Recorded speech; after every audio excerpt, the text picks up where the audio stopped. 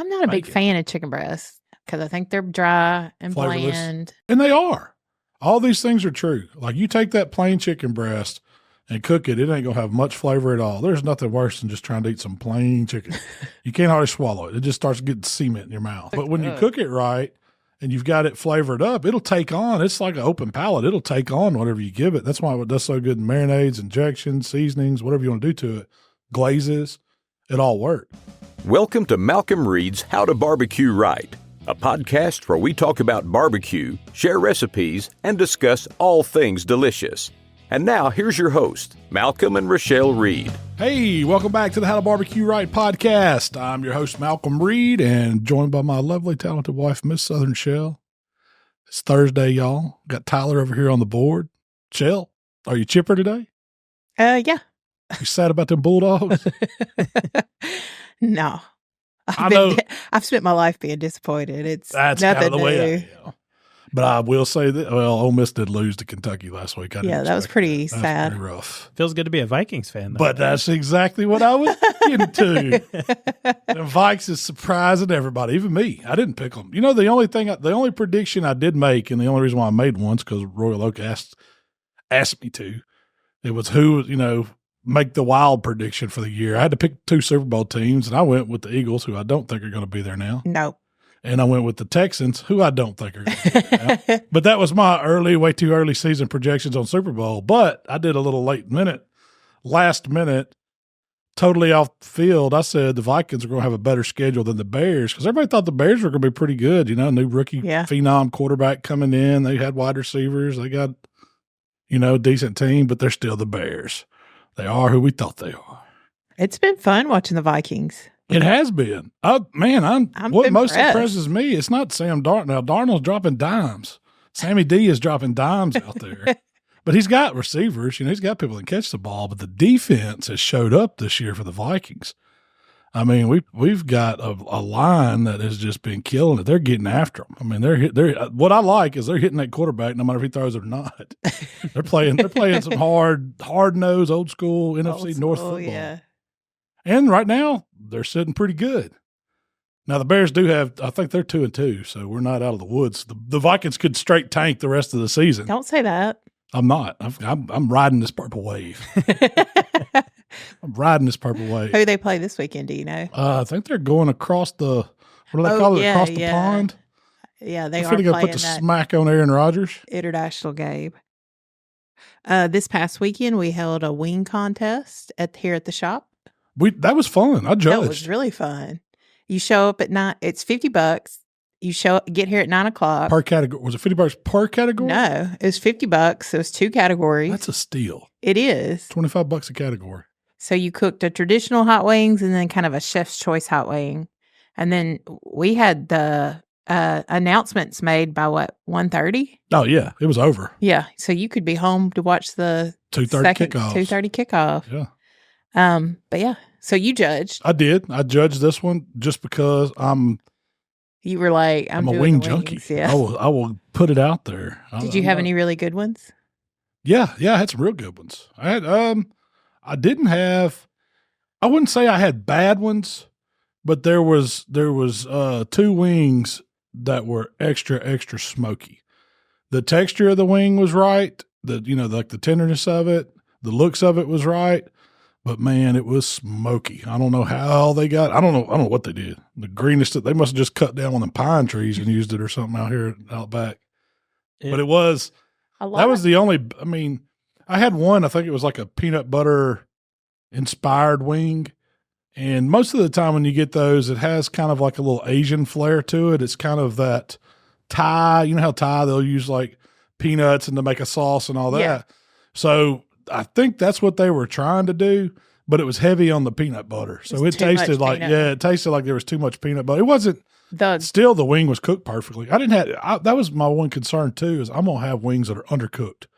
So and I learned this from judging chicken. You don't have to get sick off chicken but one time, and you'll learn to be careful when you're eating chicken. So whenever I judge barbecue, I like to flip that piece of chicken over, kind of look at it, maybe break into it with my hands a little bit to see if it looks cooked. Sure. Yeah. But with the wing, I always go for the flats. That's where it's at. And so I popped that the smallest bone in there out, and you can kind of tell if it pops out right, it's probably done right. If I struggled with any of them, I kind of knew to tear it apart more, but I didn't have – all of them were cooked right, well, extremely done. There wasn't any close calls on any of that. The the team that won the Chef's Choice, he did a peanut butter Asian style wing. Yeah. It wasn't the one that you judged. It wasn't on my table. Yeah. We had two different tables. Yeah. And I did see. Did you try it? I did. And it was that one, I'm pretty sure. I think it was number 1. I was his table captain. Oh, okay. And it smelled really good when I opened that box. So I was going to say about that jerky wing or the too much smoke wing is it literally smelled like feet when I opened the box. It was you could smell the smoke coming out the box. It might have been on the pit. the box. I don't know whose it was. Because when you're judging, you don't know who cooked what. Yeah, we try to keep We don't even see a number. Well, yeah, actually there was a number because you knew but you didn't know. But I didn't know who the numbers were. The coordinating team, yeah. But it went good. I think different people won each one.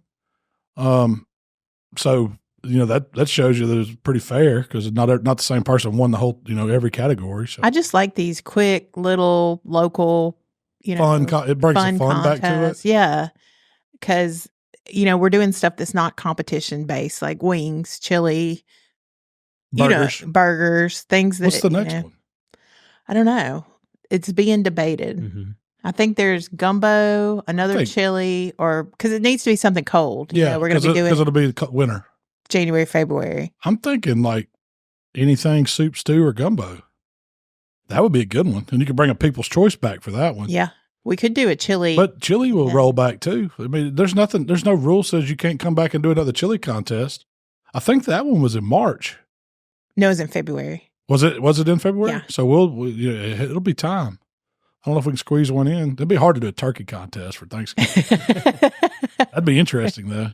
How would you get them to turn it in? Turkey legs. Okay, there you go. Turkey leg contest. So this week, you cooked barbecue popper chicken. I did. Got real creative. Popping chicken. Well, we did. Did we talk about the Touchdown Taters before? I have that on my list, too. Okay. You want to talk about that first? That was phenomenal. That's one of the best things I've made in a long time. All right, so Touchdown Taters. Touchdown Taters. So you buy these frozen hash browns and cook them for Michael and all of his little buddies when they spend the night. And they're just like the McDonald's little oval hash brown patty. Yeah. So I guess it's a hash brown patty. And I cook them in the air fryer and they get pretty good. Oh, yeah. They get crispy and brown. Well, I was like, what if we took those? And I was thinking loaded potato skin meets a barbecue nacho. On a hash brown. But that was my skin, see? Yeah. And instead of doing potato canoes and hollowing it out and doing all that, I was like, why not use these little crispy hash browns? Because I ate one of those, I think it was a week or so ago. And Michael had kids over and there's a leftover one. I said, man, this is a pretty good little tater. Yeah.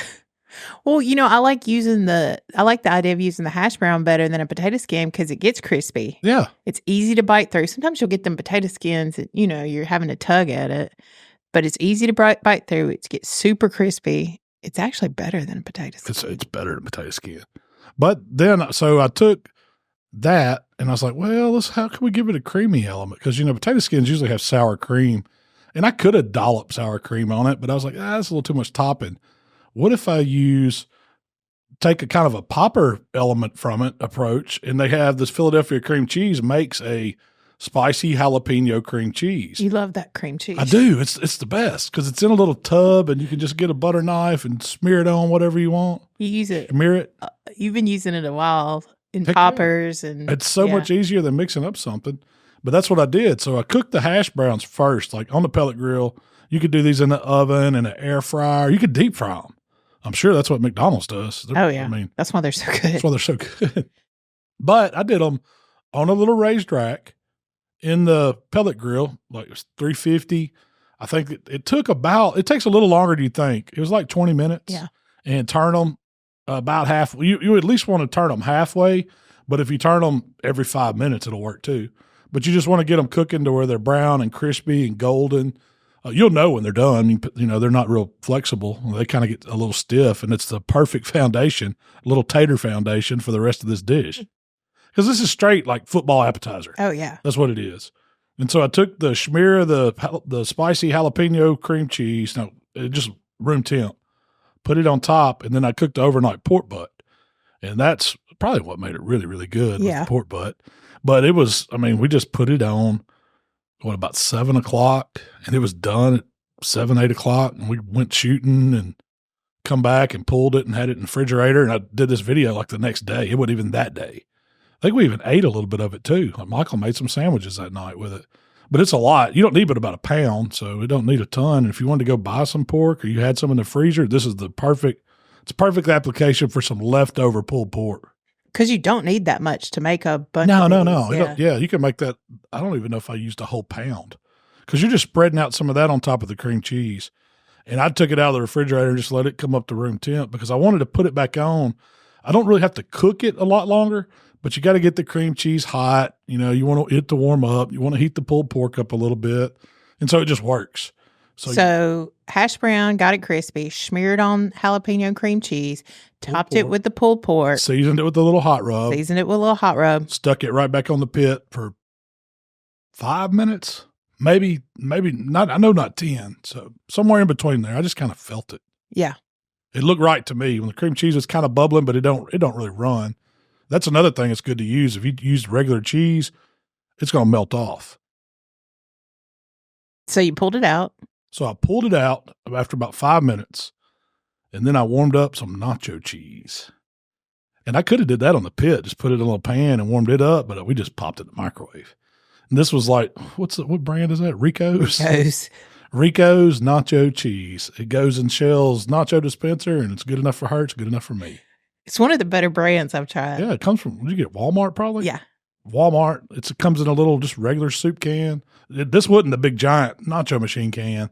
This is just like a individual can of nacho cheese. They make the little individual pouches. No. Yeah, I bought some. Those are for, like they sell at nacho stands now. Yeah. They don't even use nacho machines anymore. This is getting on a rant. I'm not talking about Let's focus on the recipe. Nacho cheese. That was what's next. Warm nacho cheese over that barbecue meat. Drizzle of your favorite barbecue sauce. Y'all know I got that killer hog.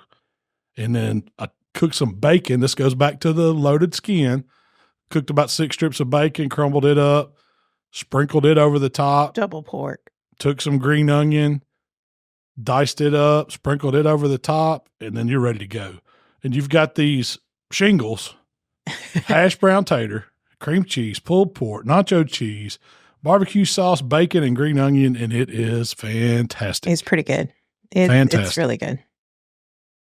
And I guess you could even take it down a notch smaller if you bought those little tater rounds. Yeah, and maybe. Just put a little dollop of everything on it, and it'd be good. I was wanting you to cut them in half, like a diagonal half, like you do a sandwich or something. See, you said that, and I was like, yeah, but a man don't need it cut in half. I wanted to eat a half, but if you cut it, you lose. For some reason, the shape of that hash brown tater shingle needs that oval shape to stay together. Once you cut it, you compromise it, and you got a soft edge, and everything's just going to dump. That's what I was thinking. Yeah.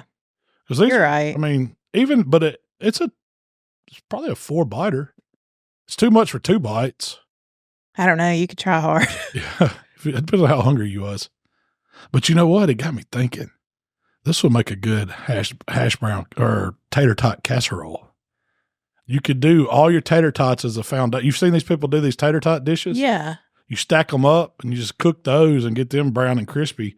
And then put your pulled pork or cream cheese over it and pulled pork, stick it back on, layer it up, and then you're just scooping out these tots with this nacho cheese. So it's like a barbecue tater tot casserole. Yeah, that's basically what it is. That's a good idea. You know it's good. Well, most of the time it's just ground beef or whatever. Yeah. So I was thinking, the only difficult part of that recipe is you got to have pulled pork. Mm-hmm. What do you think about buying that pre-cooked pulled pork from the grocery store? I don't know about that. Like the Lobes or Lobels, whatever, or whoever, Corky's. Yeah. I mean, it would work. I've never. Have you ever tried it? No, I've never bought cooked pulled pork froze or anything. I've tried the Corky's like loaded potatoes, and it's not bad. It's just really hard to heat up. Like it doesn't ever. I don't know. It just seems like it never gets to the right temperature, no matter how I've tried to do it. Yeah. Does it have barbecue on the potato? Yeah. So Okay. it's got like pulled pork and stuff like that on the potato. And like I said, it just doesn't, I don't know. You could try, I mean, I wouldn't be scared to do it with chuck roast. You could smoke a chuck roast, shred it up. It'd be good. Chicken would be good on it. You could take it any direction too. Yeah. Mexican. However you want it. Whatever. Steak. You could do a piece of steak on it. Ooh, with maybe some mushrooms and blue cheese. Mm-hmm. It's just a loaded hash brown tater. Do you call them patties or you just call them hash browns? Because when I think of hash browns, it's more like the Waffle House style, where they're shredded and they're all spread out. What does McDonald's call them? They call them hash browns, but they could call their burgers too. I see what you're saying, though. It's kind of a long tater tot more than it's kind of a flat and long tater tot. On the package, it actually says hash brown patties. Does it? Okay. Yeah. Well, I knew I wasn't just making something up. I didn't read the package, though. The best ones I've ever found come from Trader Joe's, but it's hard to get out there, so. Was that the one in the little tray where they all stand up Yeah. and they're cellophaned and you just pull one out? The ones It's like a vending pack of hash browns. The ones we used came from Kroger and they were like in a bag. Yeah. I imagine Walmart. So anybody probably sells them in the frozen breakfast aisle. Oh, there's all these recipes to make your own crispy hash brown patties. They've got it figured out. I'm not fixing to put in the time and effort to try to do that. Oh, not either. I like that. I mean, it's got a process to it. Yeah, I like that semi-homemade. Yeah, it's semi-homemade. Any recipe that I could do like that, where I can kind of use a little cheat on, makes it easy. Oh, I'm about it. Especially when you're cooking for a little party, a little get-together. You don't want to be cooking for 2 days. Mm-mm. Throw that butt on overnight, go to sleep, get up, shred it, make you some quick appetizers. Do you like a potato skin bar? Just leave everything out individually. Oh, you can do that. Everybody gets their own crispy little hash brown, and then you got all the toppings. Yeah. But you'd have to have a way to heat the cream cheese up. Yeah, you can get a smelter. Do you think it needed the cream cheese? Because I do. Yes. It kind of held it all. It was like the glue. Kind of glue, yeah. And it gave you a creamy element. It was good. I feel like everything went together. And I guess you still could have topped it with, instead of doing bacon and green onions, you could have used sour cream and chives or jalapeno. It was spicy because that Philadelphia cream cheese has a little spice to it, so you really don't need extra spice. Yeah, it's not that hot though. So you need a full loaded like pepper with it. It gets pretty spicy. You get the pepper with the pepper cream cheese. That's how like we make our dove poppers or deer poppers. Well, you started using that just because you don't have to. I mean, it's just easy. It's already seasoned. Yeah, it's got flavor. Otherwise, cream cheese is kind of plain. Which I did the Popper chicken. I just seasoned it with rub to give it some seasoning, but I just used plain cream cheese. I could have used the spicy jalapeno cream cheese in it. So let's talk about the barbecue popper chicken. Poppin' chicken. Barbecue poppin' chicken. That's a good name. It was good. I mean, so. Oh, it's delicious. It's just a kicked up chicken breast is all it is. I took instead of making like a popper where it's just like a couple little bites wrapped in bacon, I put that inside a chicken breast. And then wrapped it. So the whole thing. And I did something similar a long time ago with thighs. It was like a boneless, skinless thigh, and I would wrap it around the popper, and I would take one piece of bacon or two and put around that and cook those. And it's just like little smaller little bombs. It looked like this. When you do it around a big chicken breast, it's a meal. I mean, it's huge. And I mean, chicken breasts just seem to be getting bigger and bigger when you go to the store. I mean, they're like, a pound almost, it seems they're like. They're huge, yeah. And that's why I bought the big, long jalapenos, too, because I knew I wanted jalapeno to be down every little bite. So the way you assembled them and the way they cooked, and it's almost like that bacon just fuses to that. Yeah, it almost like makes a skin. Yeah. It does that with those thighs, too, when you wrap them.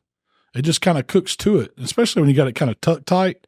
It just adheres, and it's I don't know, bacon is definitely better than chicken skin. I'll argue that any day. And I'm not a big fan of chicken breasts because I think they're dry and flavorless. Bland. And they are. All these things are true. Like you take that plain chicken breast and cook it, it ain't gonna have much flavor at all. There's nothing worse than just trying to eat some plain chicken. You can't hardly swallow it. It just starts getting cement in your mouth. Especially when you cook it. But when you cook it right and you've got it flavored up, it'll take on. It's like an open palate. It'll take on whatever you give it. That's why it does so good in marinades, injections, seasonings, whatever you want to do to it, glazes. It all works. What if you'd have marinated this chicken? Oh, it would have been even better, I think. What would you marinate it with? Just anything simple like bird brine, but you could Italian dressing would work. Yeah. Anything, you could make up any kind of quick little marinade. Lemon pepper marinade would work. A bottled, any kind of bottled like vinaigrette salad dressing. I've used that. But you could use whatever. But for this recipe, you took a big old chicken breast. Yep. Butterflied it. Okay, you just kind of put it on. I cut the opposite of that long side. There's always one side where they kind of cut it off, And that's where I slice it. You're kind of going down horizontal and then open it up, but you only go like 3/4 of the way through. If you cut all the way through, it's going to divide it. You make a little pocket. Doesn't work. Yeah, you make a pocket in it. That's all it is. But I butterflied it so I could season the inside really good, and I just used AP, salt, pepper, garlic. So I took those jalapenos, half them long ways, and used a spoon and scrape out the inside, the seeds and the little veins in it. That's where the heat is. So you get good flavor. And then I just took regular room temperature cream cheese and kind of spread it in there and seasoned it really good with hot rub. Put that right inside that seasoned chicken breast. And I took I bought an 8-ounce block of cream cheese or of cheddar cheese, but I kind of cut it into sticks. So I halved it and then cut those into like it looked thirds. like about a stick, like a lunch, you throw in a lunch pack. Exactly. And instead of shredding it, I knew if I shredded it, it was going to run even more. But I was thinking, if I get it wrapped up tight inside this chicken sitting on this pepper, it might hold its shape a little more. And it did. I mean, some of it oozed out, but it wasn't bad. Not much. But I set that right on top just to give me a sharpness, a little contrast in the cheese flavor. Cheddar's got way more flavor than cream cheese. And then close the chicken up, season the outside with a little more AP. If you use barbecue rub, what I've found when you wrap it in bacon or you season the inside with like barbecue rub, it never really melts. So it doesn't look really good. It'll get kind of an orangey, gritty look. I guess just because it's not really exposed to anything. It's all wrapped up. So it does better just to use like salt, pepper, maybe garlic powder, onion powder, something like that on the inside. Anything with herbs will work. But if you use a barbecue rub, just know it's going to look a little orange. It's not going to be as pretty. So that's why I didn't put any on the inside. But I took bacon and I just kind of shingled it down the chicken breast. And you put a lot of bacon. Yeah, it was like 2 12-ounce packs. On 4 pieces of chicken. 4 pieces of chicken. Yeah, I had to make it good. You can't let it be too healthy. I've got a vegetable in there. I've got a pepper. I've got really good protein in the chicken, so we had to have some badness, the cheese and the fat from the bacon. So you shingled it all the way down? All the way down, and then I just kind of picked it up and tucked it and wrapped it so it holds itself and set it back down. And you didn't toothpick it? You didn't do anything? No, I didn't toothpick it. I didn't do anything. I just did it like that and tried to keep it tight as I could with my hands. Season the outside with hot rub just to put some color on the bacon, and then it goes indirect on the pit. And you could do it on it'd work on a smoker, it'd work on a pellet grill, it worked on my Primo, it'd work on a Weber, whatever you want to cook it on. It's just got to be indirect. Yeah. And you want it 350, 375. I didn't really, if it got close to 400, it was fine. I kept an eye on it. I know chicken breasts like that typically take about an hour, 10. So I just kind of watched it. After 35 minutes, I looked at them. They're still on the indirect side, not directly over the flames because I didn't want it to burn up. And they're cooking. I put the big It never side. went over the direct. No. And I guess about, 55 minutes, they were sitting at about 155. That's when I started glazing them with sauce, and I just went barbecue sauce right out of the bottle, brushed it over the top, closed the lid, let it glaze till I saw it was about 162, which was about an hour, 10 minutes. I mean, that's about normal time for cooking chicken breast, that thick. And then once it hit 162, took it off, let it rest, carried over to, I don't know where it went, but I know it at least went to 165. But you also letting it sit like that, lets those juices kind of come away from the outside so that when you go cutting into it, all your juice doesn't run everywhere. And all your cheese probably won't. All your cheese slows down a little bit. It's not as hot and runny. And then when I sliced them, it kind of looks like pinwheels. The appearance of it's really, really good. It was beautiful. I didn't know. I was like, I didn't cook this before. This was the first time doing this recipe. But I've cooked a ton of chicken breasts. So it was beautiful. Sometimes when you start messing with bacon wrap stuff, especially if you're moving them around a lot, it starts coming undone. It comes undone. It gets loose. It doesn't look very good, or the bacon gets overcooked, or Yeah. This was picture perfect. It was just beautiful. And then when you glazed it at the end, I do think putting the hot rub on top of the bacon helps it get a better color for a final. Yeah, product. it does. And then glazing it. It looks like candy Yeah. bacon all over the outside of it. Kinda But the was. bite, the chicken was juicy. You got the pepper, and the pepper wasn't just super soft. It still had a little texture to And it. I like that. I want that. I want a little. So you Because got it wasn't too much crunch since it was raw, but it was enough that you had a bite. right. And then you had the creamy cheese, and then you had the sharpness of the cheddar and the flavor of the bacon. It's excellent. That's a good little recipe. You kind of took some chicken breasts and unhealthied it up. Yeah, unhealthy chicken breast. But I was really impressed with that. I'd definitely cook that. I could see cooking that for dinner. Oh, yeah. You could prep them up, have them in the refrigerator, pop in the oven when you get home, or go fire the grill or smoker up. They're going to cook fairly quick, a little over an hour. Aesthetically, they looked like little footballs. Yeah, I thought so Yeah. too. For Kind of football. went with football season, didn't it? Mm-hmm. I didn't plan that. That's just how they turned out. Yeah, it's a good recipe. The one I did yesterday, and we probably ain't going to talk about We're not going to talk about that one. We'll talk about that one next week. It was fire. My new favorite little appetizers too. Since football season. I've been on a football food kick. Everything I've been doing is like, would I serve this at football? Would I serve this?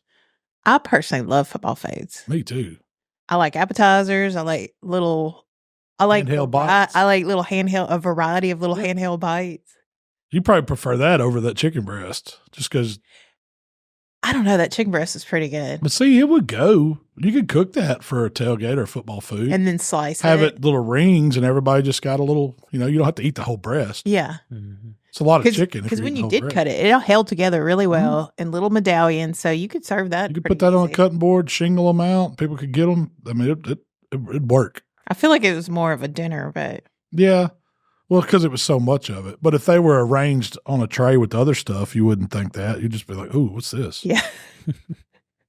Especially if you saw it coming off the pit, looking all good and glazed up. Once I got them cut and shingled, I'd reglaze them a little bit just to get a little, so it ain't just white looking chicken. But if I had to do it over, I would glaze them after I cut them, and I would marinate the chicken breast just to get more flavor in it. I think that would be really, really good. I saw this article that Dickey's Barbecue Pit is closing 85 restaurants. I wonder why. I'm not sure. And they sold a bunch of them too. I don't know if Is that a Texas-based Dickey's? which one's in Florida based? Sonny's. Okay, then I think Dickey's is Yeah. Texas based. I've been to one a couple times, but we don't. It wasn't bad. Seemed like there was one down in Florence or somewhere. Jackson area. Yeah, Jackson area. I remember the mac and cheese being really good. Yeah, it was okay. It was a decent concept. Yeah. They had an ice cream machine. You get free ice cream if I remember right. Like at soft serve? Yeah. I don't remember that. That's the highlight. Heck yeah, that's how you get the kids there. That's right. Sonny's is good, but it's really just because they have so much of a variety of different stuff that's not just. I like all the sauces on the table. Mm. Like anytime you can have 4 or 5 sauces for me to try, yeah, I'd be happy. They got like pulled pork egg rolls. They have a freaking great Cuban, like Cubano sandwich Yeah. Really? with pulled pork and stuff. It's so good. That's like, Is it ham and pulled pork? yeah, it's ham pulled pork, and then they have Swiss cheese, pickle, and mustard. but their pickles are like so good, and supposedly they're house made. Supposedly, but That would be a good football food. Make Cubano pulled Mhm. pork sliders or Usually something. you make them with pork loin. It's roasted pork loin and ham and Swiss and pickles and mustard. I've done ones like a press. It's panini. Yeah, but I'm talking about adding pulled pork to it. Oh yeah, doing it that style. Little Cuban pulled pork, Ooh, yeah. mojo marinated, smoke it real good. I mean, y'all been doing that mojo marinade. I like the mojo. It's flavorful. I mean, once you mix other stuff with it, you lose kind of that island vibe. It's just like a citrus marinade. And then you add some barbecue seasonings and stuff to it. And all of a sudden it turns into this fantastic mop or injection for a hog. It's really good. Citrus goes well with pork. It does. So Zach on the community, he posted a reverse seared pork steak. Have you ever reverse seared a pork Mhm. steak? Is that how you cook them? Usually. Okay. I thought you just Start them grilled out. Well, I mean, I have done them both ways, but most of the time if I start them out, I'm going to start them on the smoker. Get them up to where they're, get a little color on them, then wrap them up, get them tender. And then if you want to take them a step further, char grill them at the end. That's where they're best. When you get that little crunchy and the Mhm. glaze The gets the little caramely. edges of the fat on the pork steak gets a little crunchy. what is a pork steak? It's a butt. It's a pork butt cut up into steaks. Okay. That's all. So they'll cut them for you. Like if you take a whole pork butt up to the meat counter, they'll just tell them cut them into steaks for me. They'll do it. What should I like about 1.5 inches. I like a thicker pork steak. They sell them. You probably just hadn't noticed it, but in the grocery stores they call them. What do they call them? I guess they call them pork steaks, or I rarely see them called pork a lot of times steak. they'll be in a chop pack. It'll be like the family pack of pork chops, and they'll have 3 real pretty chops on top, and then below it'll be a pile of pork steaks because that butt's cheaper than that pork loin. I grew up eating them. My mom always just fried them like pork chops. I never had them really barbecued or smoked until I went up to 17th Street it was a class or something that I took, and they had cooked them. That was what they were serving. And I was like, these are awesome. But it's kind of a St. Louis area thing, and it kind of branched out from there. But man, if you've never I'll tell you a restaurant to go to. What's the one where they throw the rolls? Lambert's. Lambert. Yeah. Their pork steaks at Lambert are awesome. I'm gonna have to go. It is worth it. If you're, there's one in Sykeston, Missouri. That's the home, and then there's one down in Alabama. I thought there was Foley. one more too. There may be, but I know there's one in Foley, Alabama. I think Them rolls looks good. it's worth the go for the rolls. And the chicken and dumplings. Pass arounds. You never been to Lambert's? I have when I was like, Dude. I'm trying to remember. I think I was 14. It's the last time or the first and only time I've ever. Yeah. Oh, Did you catch a roll? I'm sure I got hit in the head with it. fried okra? They bring that fried okra around. Pass around. Yeah, I love that. It's my kind of country cooking. They have one pass around that I'm like, why are you passing that around? Noodles and tomatoes. Yeah, I've the never got noodles to and that. tomatoes. I'm like, nobody wants. They do like fried potatoes and fried okra. And they're good. Yeah. I'm not eating noodles and tomatoes. I don't even know where that came from. That's not a Mississippi thing. I've never heard about that. It's like a sauce on it or something. It's like macaroni noodles and tomatoes, and I'm not sure if it's like stewed tomatoes, so it's a little warm. Is it? But it has some sort of. It's like if it has a sauce on it, it's clear. It's like a vinaigrette or. I'm telling you, it's just tomatoes. You think it's Stewed just tomatoes out of a can. just hot noodles and stewed tomatoes? That's all it Because is. I've had macaroni salad with like the cherry tomatoes in it. That's Yeah, what no, I'm it's not like that at kind of all. thinking. Oh, I love macaroni salad with that. Yeah. If they added blue plate to the tomatoes Heck yeah. I'm and in. noodles, it'd probably be pretty good. Cream it up some. Speaking of Blue Get it Plate, chilled. if you're choosing mayonnaise this weekend, make sure to choose Blue Plate. Best mayonnaise on the planet. Quality since 1927. Real mayonnaise made with a real egg yolk. Hashtag that's the good stuff. New So, Orleans, Louisiana. Hey, we're going to New Orleans. We are. You got a surprise trip. So it is a simple macaroni and tomatoes. It That's says, it. Oh, you looked it up. yeah, it says it's a classic Southern dish. I don't believe that. There's nothing classic or Southern about Okay. plain macaroni noodles and tomatoes. Now, this particular recipe, this was like just the number one Google recipe of it. It's macaroni, cooked macaroni, a little bit of bacon grease, can of diced tomatoes, salt and pepper. I told you. That's it. Interesting. Would you eat it? I mean, I would try it. Yeah, I'm going to try I think it would be better cold noodles, Mm-hmm. cold tomatoes cut up, Mm-hmm. mayonnaise, maybe a little onion. That's just pasta I salad. know. That's what I'm thinking. A little ranch seasoning. you Maybe go. throw a little ham in there, Yeah, a little ham, a little cheese. pepperonis. I know the bacon grease got me thinking about it though, and I'm like, if you had enough of that flavor, I might be down to try it. Yeah. Now, if they added bacon to it, Yeah, they'd have something. because you have a texture there. Like you're missing a texture. You got too much. Like Yeah. there's like slime and stuff like that, kind of with your pasta and your It- tomatoes, and I'm with you. You need a crunch. yeah, You need something there. And their macaroni noodles aren't like the small box kind either. They're like big fat macaroni noodles. And that makes it even weirder texture. You need some cheese sauce up in that You noodle. need Yeah. something. It's not quite Italian, and it's definitely not Southern. The How to Barbecue Right podcast is brought to you by our friends at Primo Grills. Shell, did you know that Primo is the only ceramic grill made right here in the good old USA? What? Are you telling me that Primo Grills are proudly crafted here in the USA, ensuring top-notch quality and support for local craftsmanship? I sure am. Plus, Primo Grill not only delivers mouth-watering flavor, but because of their innovative oval design and superior ceramic construction, Primo Grills also gives you a ton of cooking versatility. Whether you're smoking low and slow or searing a steak to perfection, Primo Grills gives you the consistent heat distribution for mouth-watering results every time. What she said, y'all. Y'all visit primogrill.com and check them out.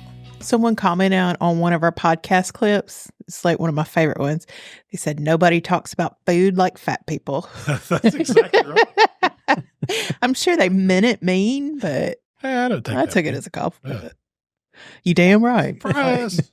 You dang right. You dang right. Damn right. It's like Chef says. What? You damn right. Who was that?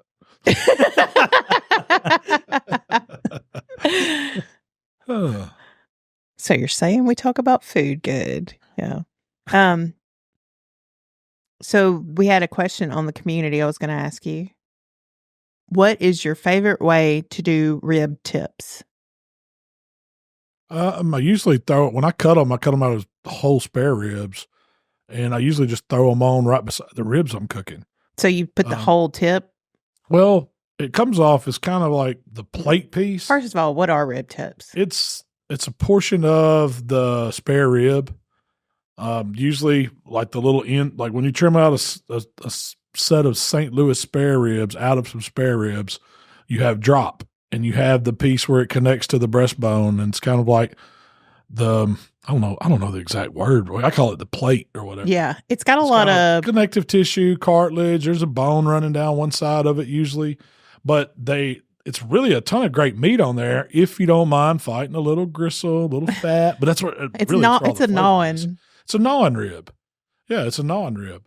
And so you got two choices with them. When you cut them off, you can leave that piece kind of whole, and usually you'll end up with the little rib tip piece that comes off the little tail end where you squared the slab of ribs up, but don't throw that away. Cook that. It's great in beans. It's great just to eat. And you'll have the big, long piece of the plate. And what a lot of people will do, they'll either take a heavy butcher knife or a cleaver, and they'll cut it into about, 2 or 3 bone sizes. I don't know. What's that, 3 inches? Yeah, I'd say so. 3 inches. 3 inches. Into little rib tips. And you season them up with whatever season you like. Get some smoke on them. Throw them in a pan with some sauce. Let them cook until they're almost falling apart. And there's some fine eating. Or you can cook it whole, but not chop it up, just like you would a slab of ribs. Season it. Get some smoke on it. I like to wrap. I don't always wrap them. Sometimes I just go till they're done. And it's just an unwrapped, no wrap rib. I like them when you wrap them because I feel like it does. The texture ends up. There's more fat in them, and the connective tissue needs to break down. So wrapping them or steaming them in a pan, like braising them, breaks that down and makes that meat uber tender.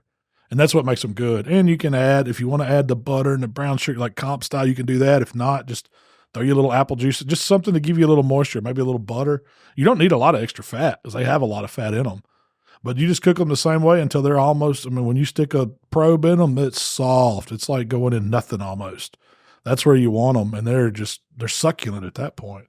But that's all it is. It's not a special cut of rib. It's just it's kind of the drop off a set of St. Louis cut ribs. A lot of times people might throw it away. Yeah, I know a lot of the comp guys probably don't cook them if they're cutting them out. That's just because they ain't got time. But man, it's some good eating. Real good eating. So my Papa, he wanted that over regular ribs. He'd rather have the rib tips because he thought they were meatier. There's more to it. There's more. And there's more flavor in it. Yeah. So if you like the method you had talked about first, where you smoke them, put them in a pan and cover them with sauce and let them just break down. When you pull them out of that sauce, do you ever set that sauce, put it back on the fire? Usually with tips, I don't. You could throw them back on there and kind of char grill them a little bit if you wanted that size. The only thing, I probably wouldn't take them as super soft, because once you start handling them, if they're soft enough, they're wanting to fall apart. Yeah. And that's how I like to eat a rib tip. I want it to be messy. You get a platter of these things, you sit down, and they're just dripping everywhere. They're good. There's really a place in Memphis that was famous for the rib tips. They did theirs different. It was Tom's, and it had more of a Middle Eastern seasoning on it, and they were dry. And savory. Yeah. And they would cook on really, really long, or slow and long, and they would be, they'd be a little chewy, but it wasn't, it was a little different. It was more akin to like that rendezvous seasoning style or something. Heavy, a lot of herbs in it, but it's not traditional barbecue by any means. You find a lot of those places in Memphis where it's, they have a little bit of their culture flavors in them, They bring their culture to Memphis barbecue, Yeah. and it's Well, I mean, different. It's good. there's so many barbecue joints. They all have to find a way to set themselves out a little different. So it might be a Turkish flavor in your rib tips. They're still doing pulled pork. They're still doing chicken. They're still doing all the traditional stuff, but they're going to have another something with it. And Rendezvous is kind of like that. Their seasoning's different. It's just not a traditional barbecue. And the way they cook them over charcoal, and they don't wrap them or anything, and it still has the membrane on, but they slice each one for you before they bring it to you. It's different, you know. I like rendezvous ribs. They're okay. They're not my I mean, favorite. but if I say I'm they're going to go, pretty good. I want to go eat ribs, I'm not going to go there. But to go, it's unique because the scenery's awesome. The history of it's awesome. The beer's always ice cold. The sausage and cheese is on point, and the ribs are the ribs. But they're not bad. And they got that mustard slaw. I like the mustard slaw too. Yeah.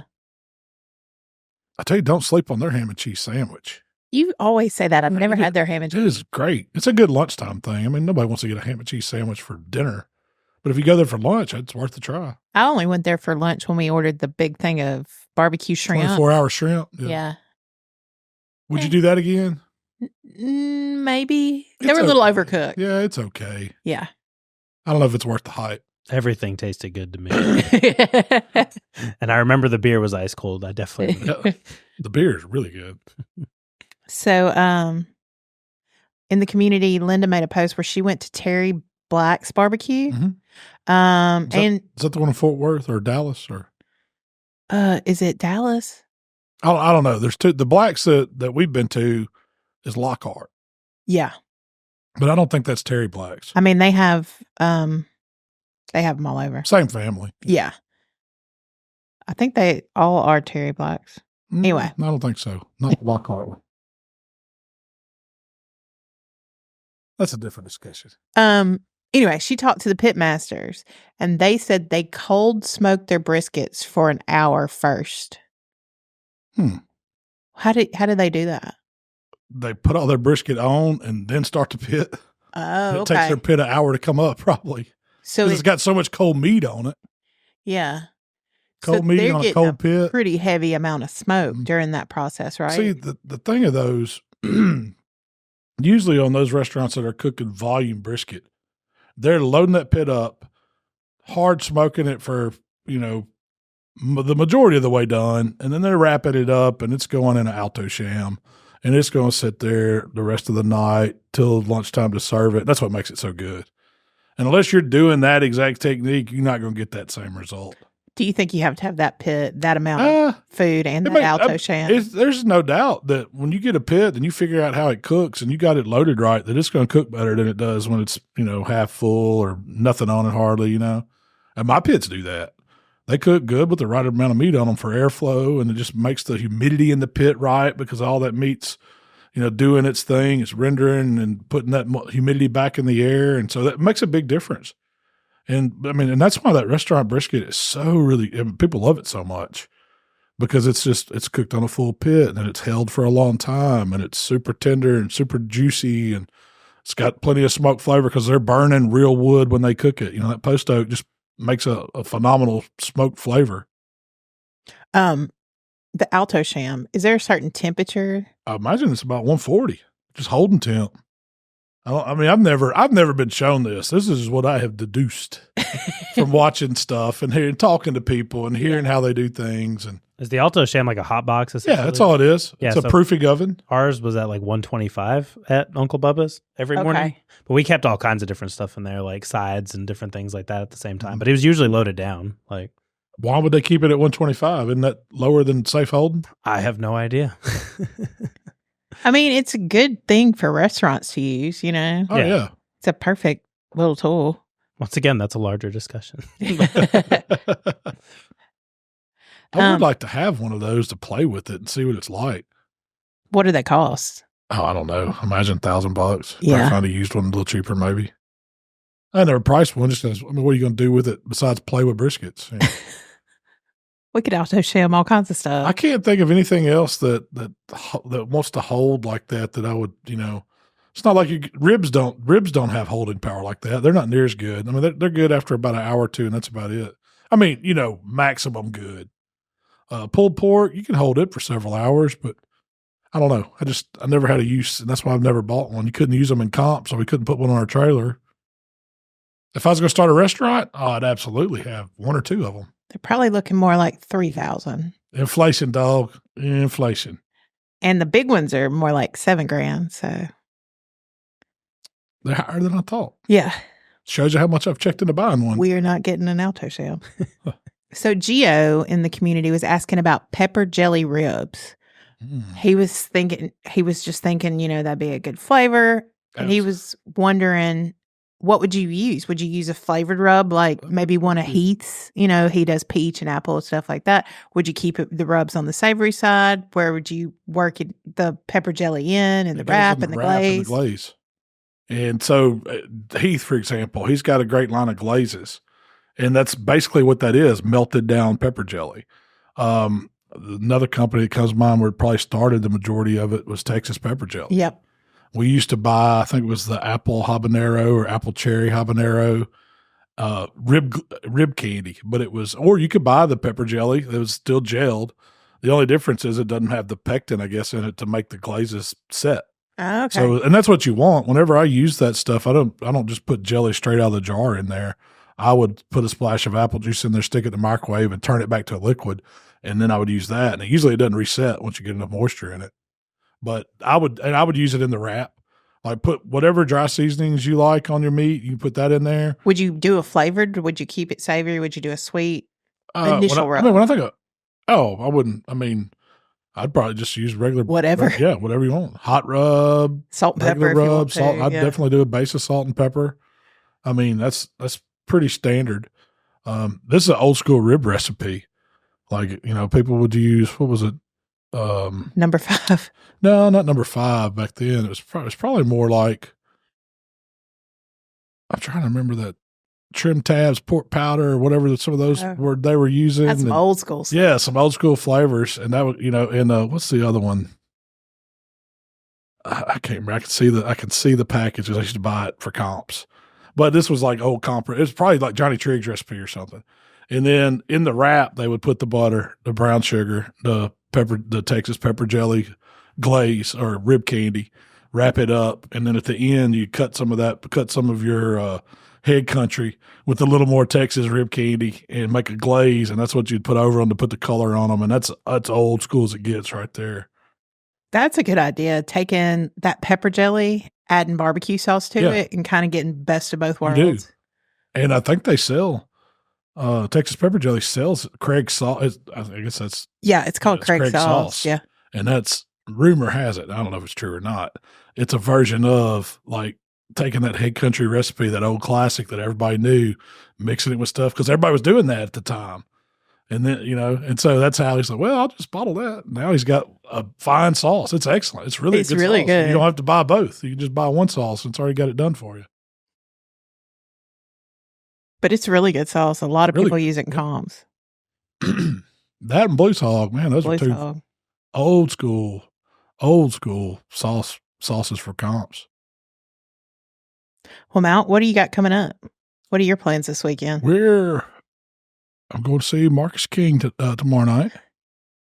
I'll be there at the Botanical Garden in Memphis. Who else is going to be there? Cody Jinks. Cody Jinks. What's the other dude's name? Brent Cobb. Some crooners. Is this Mempho Fest? Yeah. Mempho Fest. I'm going there. Probably I've been wanting to see Marcus King for a minute. And a little bow hunting this weekend, maybe. We'll watch a little college football on Saturday. Are we going to be the oldest people there? That's like my big concern. I don't know. Goose is playing. I think that's like a middle-aged jam band. It is. They're kind of like widespread. I just don't want it so to be you can do some hippie dancing if you want to. I've been known to do that before. A little jamming. I think they play in between Marcus King and the other dude. Must Be the Whiskey. Ain't that the song he sings? Mm-hmm. Cody Jinks. It's a good song.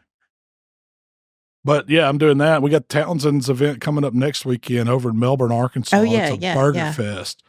And if y'all want to come see if you can cook a good burger, come on over to Melbourne, Arkansas. I forgot what the entry is, but it's pretty cheap. Yeah, it's not that much. Yeah. Are they doing multiple categories or just burger? Or I don't know. It's a fun time. That's what we said. We'll be a part of it whenever they do something over there. So we're going to be over there. We're not cooking. We're part of the hospitality crew on Saturday. Yeah, we're part of the sponsor team. You might see us driving around passing out Bloody Marys and donuts or something. You never know. But we'll be there. That's coming up. We did do that at our wing contest. Oh yeah, we set up a whole bought donuts, we bought sausage, egg, and cheese biscuits, and we went through 2 batches of two big things. They were popular. Marys. Who don't like a good Bloody Mary? And then after breakfast, I turned it around, put nacho cheese machine outside and the hot dog machine outside. Straight vending. Help yourself. It was self-serve.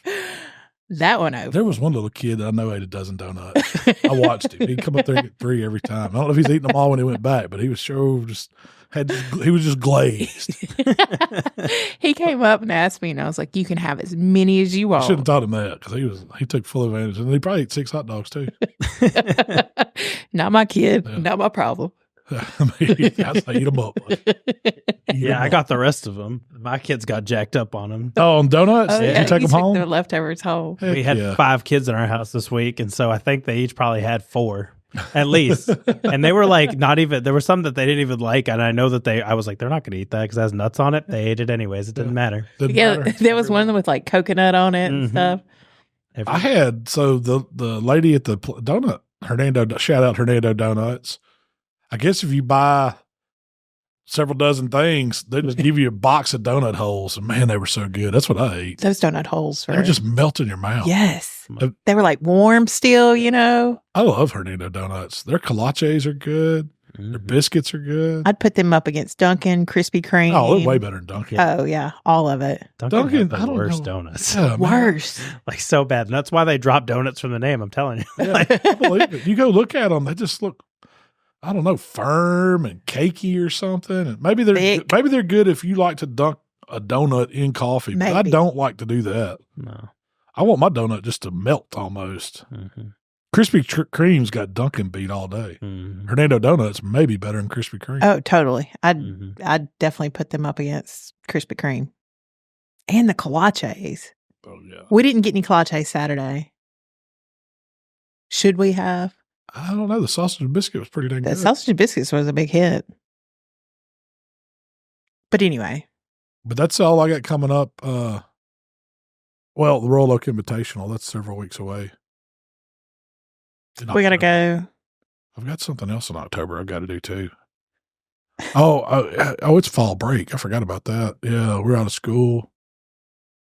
Dang. Anyway. I'm probably going to be out of town. I won't be in town this weekend.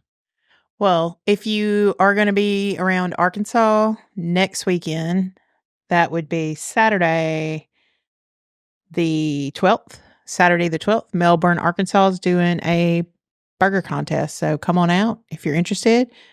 Where can they find out about that? Is it on Townsend's Facebook page? Yeah, Townsend Spices and Seasonings, Melbourne, Arkansas. I don't think the entry fee's much, but it'll be a good time. We'll probably put a post on there too if we hadn't. That's a good put one on the Facebook page. Well, Malc, that's all I have for you today. Well, all right, Tyler, is there anything else happening in the community folks need to know about? I just want to make a special announcement. So next week we're giving away another grill. So what? If another grill? Aren't already in the Let's Get to Cooking community, head on over there. It's going to start. We're not going to give it away next week. It's going to start. Yeah, it's going to start. It's going to be a contest just like we've been doing the last ones. It's going to be a pin post at the top. It'll be live on Friday. Can you tell us what grill? It's going to be a Grilla Silverback. Ooh, pellet grill. Pellet grill. Heck yeah. So how many grill? Is this our second grill we've given away? This is the second grill we've given away. I know we're kind of working on some other stuff. So. Yeah, we might have a third. It's a good place to be if you're not already in the community. First of all, for that stuff. Second of all, for all of the giveaways and contests and just hanging out with awesome, like-minded people asking questions that we got here on the show today. But yeah, it's going to be a Grilla Silverback pellet grill. Partner up with Grilla to give that away just in time to do some holiday cooking. So, man, you can come on there, do a recipe. Is that what you're going to have to do? Is it going to be a recipe this time? Or yeah, what do so you have to do? I'll give the whole spiel next Friday. Okay. But I'm prepared. Details are still being working out the details. Ironed probably out. got to cook something. Probably got to get people to vote on it. Mm-hmm. And that's all. There's no stipulations, nothing like that. But you'll be ready to cook your own smoked turkey with that new Grilla Grill. pellet grills cook awesome smoked turkeys. Heck yeah, they do.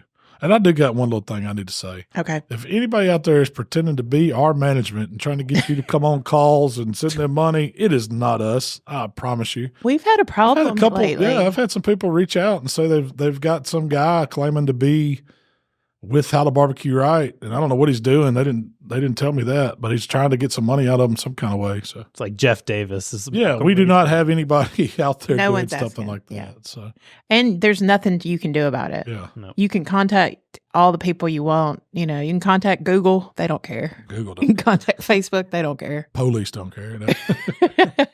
I don't guess they're committed. I mean, it is fraud.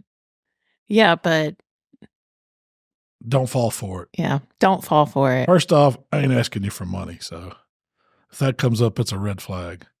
If I start asking for money, we got problems. We got more problems. Well, Malc, if you'd like to connect with Malcolm, it's HowToBBQRight on Facebook, Instagram, Twitter, TikTok, and of course YouTube. If you'd like to connect with me, it's Miss Southern Shell on Instagram All right. and TikTok. And Tyler already told you about the community. Y'all go there, check that out, and we will see y'all next week. We gone.